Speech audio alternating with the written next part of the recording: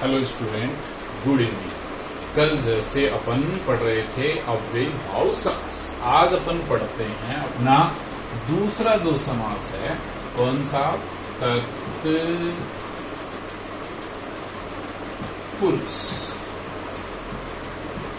समास। कौन सा समास पढ़ेंगे? तत्पुरुष समास। देखो, तत्पुरुष समास में क्या होता है कि प्राय उत्तर पद की प्रधानता होती है। इसकी प्रधानता होती है उत्तर पद की। इसके अंदर प्रथम पद क्या होता है? गौण, और उत्तर पद जो होता है ना वो प्रधान होता है। जैसे पिछले वीडियो में अपन ने देखा होगा, या पिछले समास में अपन ने पढ़ा था कि उसका पूर्व पद क्या था? प्रधान था, और उत्तर पद क्या था? संज्ञावाची था। इसके अंदर उत्तर पद जो है वो प्रधान होता है। क्या होता है? प्रधान। देखो, तत्पुरुष समास किसे कहते हैं? उत्तर पदार्थ, उत्तर पदार्थ प्रधान है। किसे कहेंगे?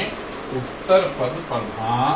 उत्तर पदार्थ, पदार्थ है पद, उत्तर पदार्थ प्रधान है तत्पुरुष समास है। यानी उत्तर पद जहां प्रधान होगा ना, वो ही क्या होगा? तत्पुरुष समास होगा। सीधी सी बात है। देखो, इसका पूर्व पद होता है गौण, और जो दूसरा पद होता है ना उत्तर पद, वो क्या होता है? प्रधान। उत्तर पद क्या होता है? प्रधान। ये उत्तर पद प्रधान। जैसे देखो, अपन मान ले कहें कि राज्ञ पुरुष है, राज्ञ है पुरुष है, जिसे अपन ये कहें, ठीक है? राज्ञ पुरुष है, समास विग्रह। इसका समस्त पद क्या हो जाएगा? राजपुरुष है। ये इसका समस्त पद होगा। ये राज्ञ है, पुरुष है, षष्ठी विभक्ति में राजा का पुरुष। समस्त पद होगा इसका जैसे राजपुरुष। तो यहां क्या कह रहा है? देखो कि राजपुरुष है, यानी राजा का पुरुष। और जैसे अपन किसी को कहें कि राजा के पुरुष को लाओ, यानी राज्ञ पुरुष है आन्य। ये अगर अपन कहें राज्ञ है पुरुष है आन्य, तो वो क्या कहलाता है? राजपुरुष, यानी राजा के पुरुष को लाओ। तो जब राजा के पुरुष को अपन लाएंगे तो पुरुष को लाएंगे, न कि राजा। किसको लेकर के आओगे? पुरुष। पुरुष कौन सा है? देखो, उत्तर पद है, इसलिए यहाँ इसके अंतर्गत हमेशा क्या होती है? उत्तर पद की जो है वो प्रधानता होती है। किसकी प्रधानता होती है? उत्तर पद की। तो हमेशा ध्यान रखना, तत्पुरुष समास के अंदर पूर्व पद हमेशा गौण होता है, उत्तर पद प्रधान होता है। जैसे अपन ने अभी कहा उसके आधार पे, ठीक है? अब देखो, तत्पुरुष समास के अंदर प्राय क्या होता है? विभक्ति के आधार पे हम उसका विभाजन करते हैं, उसके भेद करते हैं। किसके आधार पे? विभक्तियों के आधार पे तत्पुरुष समास का हम क्या कहेंगे? भेद करेंगे। अब तत्पुरुष समास का भेद जब अपन करेंगे तो किसके आधार पे करेंगे? पूर्व पद के आधार पे। किसके आधार पे? पूर्व पद के। यानी पूर्व पद के अंदर जो विभक्ति लगी हुई है उसका हम वो ही नाम दे देंगे। जैसे आपके पास 8 विभक्तियां, 8 विभक्तियों में से ये तत्पुरुष समास जो है वो 6 विभक्तियों में बनता है। कौन कौन सी 6 विभक्ति? द्वितीय से सप्तमी तक। अगर पूर्व पद में मान लो द्वितीय विभक्ति है, वो द्वितीय तत्पुरुष कहलाएगा। तृतीय तो तृतीय, चतुर्थी है तो चतुर्थी। इस प्रकार से विभक्ति के आधार पर, इसके आधार पर, विभक्ति के आधार पर, विभक्ति का आधार है पूर्व पद की विभक्ति के आधार पर तत्पुरुष समास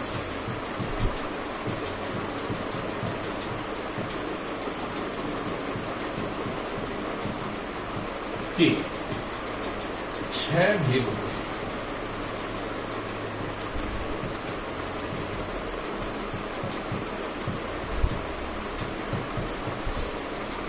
कितने भेद होते हैं?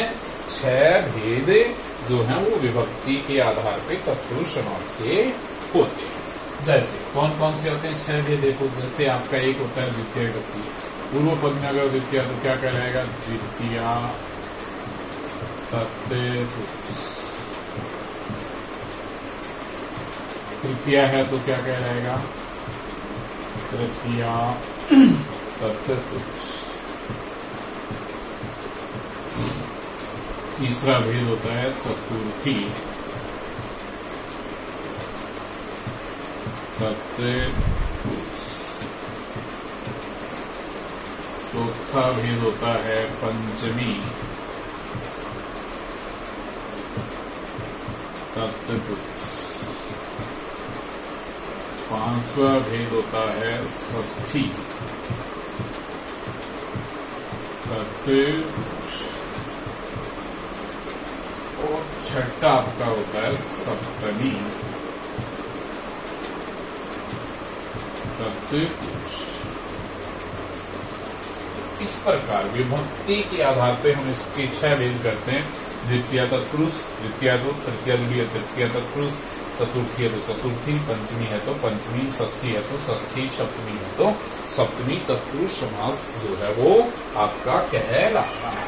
क्या कहलाता है? षष्ठी तत्पुरुष समास। अब देखो, इन विभक्तियों के आधार पे हम अपन क्या करते हैं? उदाहरण करते हैं, एग्जाम्पल करते हैं अर्थ के अनुसार।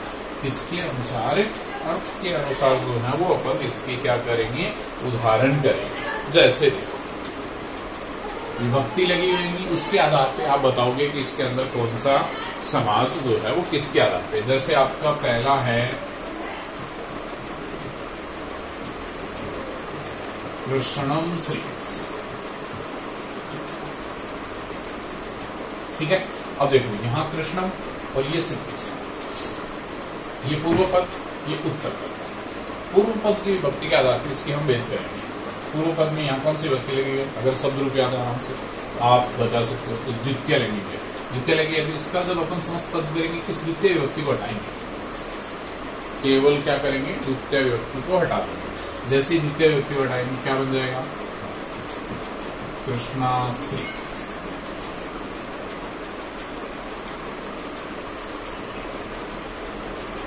जैसे होता है कृष्णम श्री, क्या बन जाएगा? कृष्णा श्री। ठीक है ना? कृष्ण को आश्रित। और विभक्ति कौन सी हो जाएगी? द्वितीया।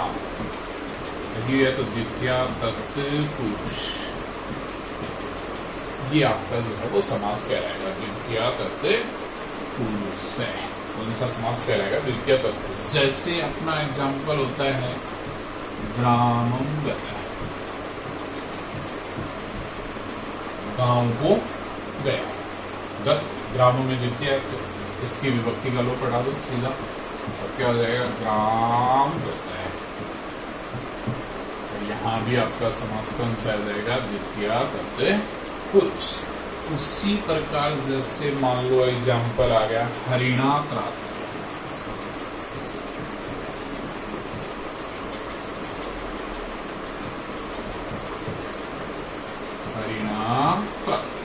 अब देखो, हरिणा कौन सी व्यक्ति है? तृतीय। प्रधान कौन है? ये त्रात है, इसमें प्रधान। दो पद, पूर्व और उत्तर। पूर्व पद के आधार पे इसका हम भी समास का नाम देंगे और समास पद करेंगे। अब इसमें तृतीय हरिणा, तो इसका तृतीय हटा दो, क्या बन जाएगा? हरि त्रात। समास का अंश हो जाएगा तृतीया, क्योंकि तृतीय व्यक्ति लगी थी। तृतीया तत्पुरुष, समास हो जाएगा तृतीया तत्पुरुष। उसी प्रकार जैसे भूते भय,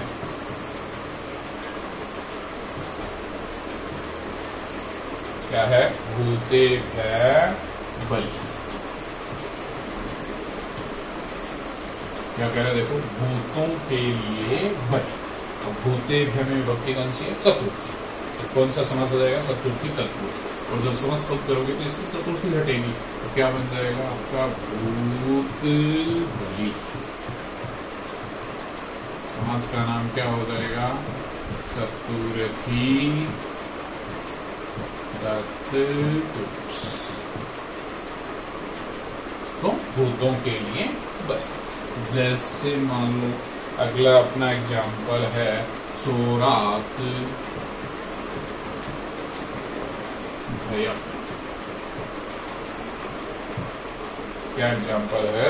चोराद भयम। चोराद यानी चोरों से भय, भीत, किससे? चोर से। तो चोरात में पंचमी जैसे डामात की गई, तो क्या रूप बन जाएगा? चोर भय। पूर्व पद की विभक्ति का लोप कर देंगे जब अपन समस्त पद करेंगे, और समास कौन सा हो जाएगा आपका? पंचमी तत्पुरुष।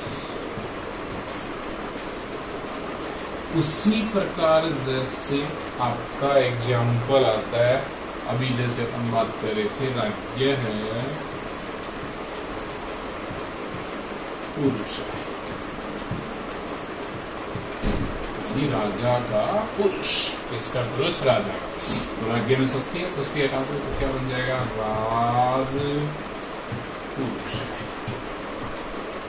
और षष्ठी होने के कारण षष्ठी तत्पुरुष। कौन सा समास हो जाएगा? षष्ठी तत्पुरुष। यानी राज्य में षष्ठी है तो राज्य का एक वचन राज, षष्ठी हटते ही राजपुरुष है, राजा का पुरुष। उसी प्रकार जैसे अपन बात कर रहे हैं तो आपका आता है अक्षेषु समुदाय।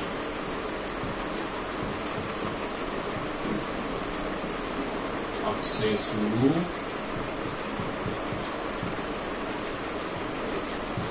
सुन। अक्षेषु होता है जुआ और शोण होता है चतुर यानी निपुण। इसमें जुए में चतुर और अक्षेषु में कौन सी व्यक्ति? सप्तमी। तो सप्तमी तत्पुरुष हो जाएगा। जब इसको अपन करेंगे समस्त पद में तो क्या रूप बन जाएगा? अक्षशुण।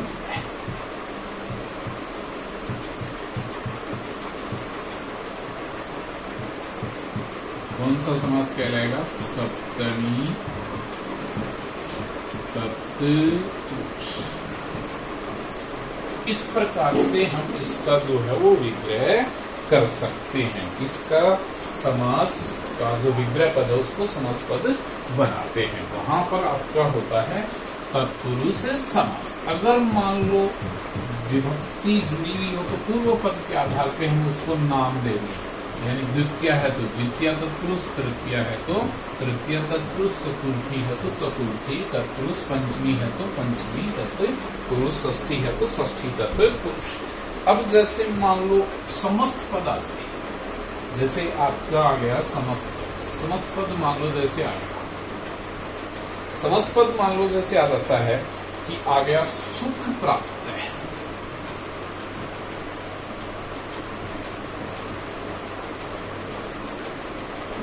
सुख प्राप्त, ये आपका समस्त पद है।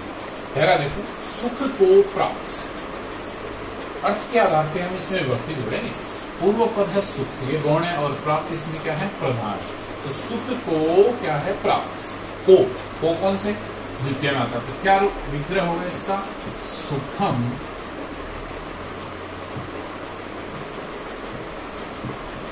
प्राप्त है। प्रधान कौन है? प्राप्त। और यहां कौन सा समास हो जाएगा आपका? द्वितीय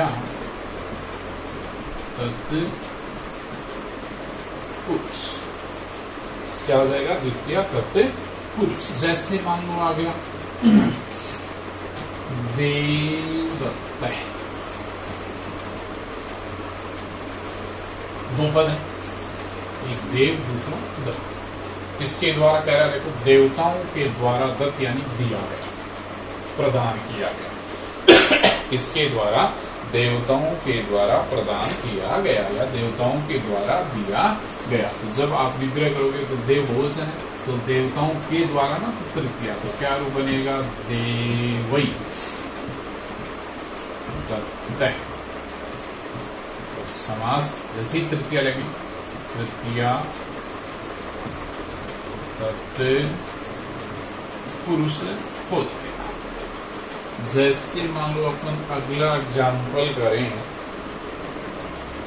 यूप दारू। इसी प्रकार जैसे हस्तेन लिखितम तो यूप दारू, यूप दारू, यूप होता है हवन और दारू होती है लकड़ी। तो कह रहा देखो कि हवन के लिए लकड़ी, इसके लिए लकड़ी, हवन के लिए लकड़ी। तो क्या करोगे, के लिए आ गया ना, तो यूप रामाय लिख रहे तो क्या बनेगा, यूपाय दारू। और कौन सी व्यक्ति, चतुर्थी, तो लिख दीजिए समास का नाम लिख दीजिए चतुर्थी तत्पुरुष। जैसे मान लो आपका एग्जाम्पल आ गया मार्ग भ्रष्ट, पथ भ्रष्ट, ठीक है। तो क्या कह रहा है देखो कि मार्ग से भटका हुआ, किससे भटका हुआ, मार्ग से, मार्ग भ्रष्ट यानी भटकना, प्रधान भटकना। तो क्या लिखेंगे अपन इसमें, मार्ग से है ना, तो मार्गात भ्रष्ट है, क्या हो जाएगा, मार्गात भ्रष्ट है। और कौन सा समास, विभक्ति कौन सी लगी, पंचमी, तो क्या हो जाएगा, पंचमी तत्पुरुष। ये इसके अंतर्गत जो है वो समास बनेगा। जैसे मान लो आ गया विद्यालय,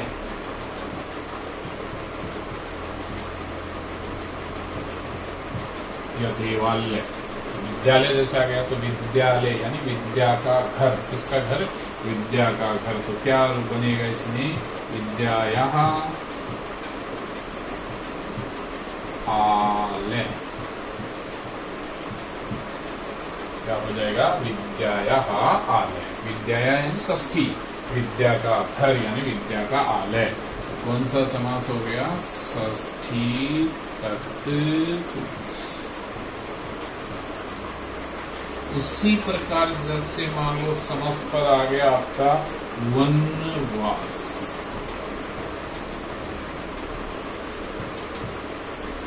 तो क्या होगा देखो, वन में वास कर रहा है, किसमें वास कर रहा है, वन में, तो वन में कर रहा है तो वन में सप्तमी लगाएंगे, वने वास। जैसी आपने विभक्ति लगाई उसी के अकॉर्डिंग इसका विग्रह हो जाएगा। तो वने वास है, और कौन सी विभक्ति हो गई, सप्तमी तत्पुरुष, ठीक है। इस प्रकार और बहुत सारे इसके जो है एग्जाम्पल आपको मिलते हैं, वहां पर आपका जो है वो तत्पुरुष समास होता है। अब देखो ये तो विभक्ति के आधार पे हुई इसकी विभेद 6 भेद। इसके अलावा अपन देखो शुरू में जब पढ़े थे तो तत्पुरुष समास के 2 उपभेद पढ़े थे। कौन कौन से पढ़े थे, एक कर्मधारय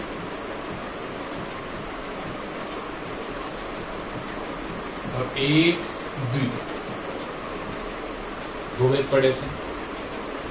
तो विभक्ति के आधार पे कितने हो गए, 6।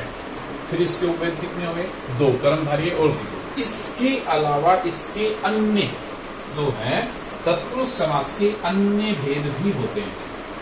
कौन कौन सी, तत्पुरुष समास के अन्य 4 भेद क्या है और होते हैं, तो वो कौन से होते हैं देखो, तत्पुरुष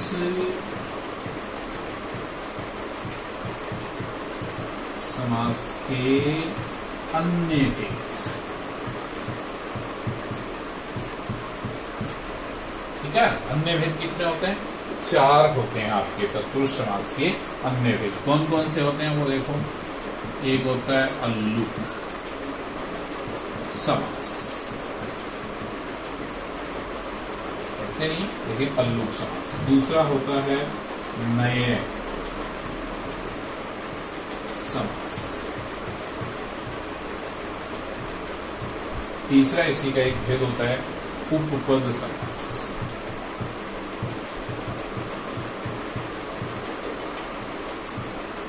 और चौथा इसी का एक भेद और होता है प्रादि समास।